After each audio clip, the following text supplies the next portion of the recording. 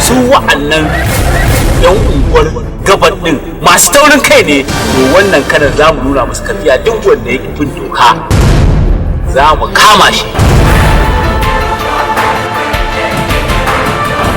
Salon tafiyar burgewa shahararren kamfanin nan mai suna Erano Entertainment ta tsaya tsayin daka don ganin jama'a sun samu nishadi ta laile da sabon shiri mai suna Dogari.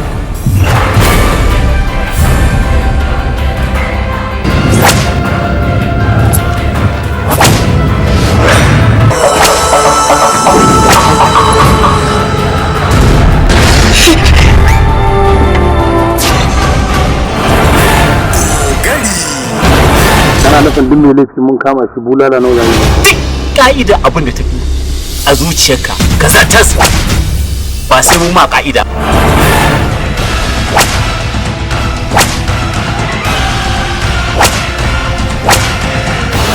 Dogari.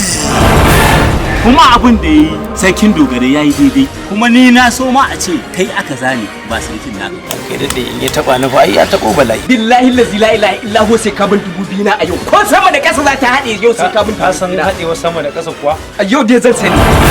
Dogari. Amma gaya maka ba shekaran jiya da ka kai abinci. Ai ya ci abincin ya ji mai bai ji ba. Allah ne ya taimake ka da ka sha buloyi ba. Daga zuwa gari shikenan kai ma ka samu gari ka samu guri haka ni da kafa. Haka da ki dan masu gari dan gari. Yake ku ƴaƴan yara ne za mu shige ba za ku shin ba. Dogari mai handama da baba kere da nuna isa da kuma wuce gona da iri. Kaka kara kaka duk a cikin fim din Dogari.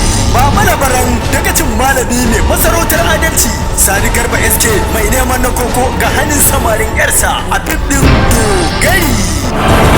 Mu so muke yaron nan ki aure shi ki tatsa mu ma mu tatsa. Kasa kuma baba. Ci tatsa arziki. Ai ba saboda arziki ake aure ba. Ki nemi rikici ni kadara na dauke ki wanda zai aure ki mu ba kuɗi zan samu na kuɗi. Wanda ya shirya Suleiman Abdullahi Saila, wanda ya bada umarni hamshakin indararren mazanzagar hikima da fasaha ya haya sa'i. Ai gari ya sa dokar a yi shela a yi kuwa gari, sannan kai dan marasa mutunci ka taho rana tsaka tsibi ka zo ka tsaya da yarinyar mutane.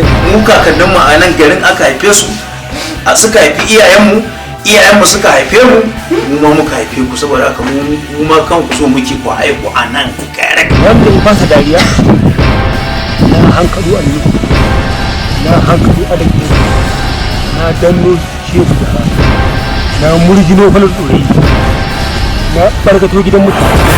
Dogari.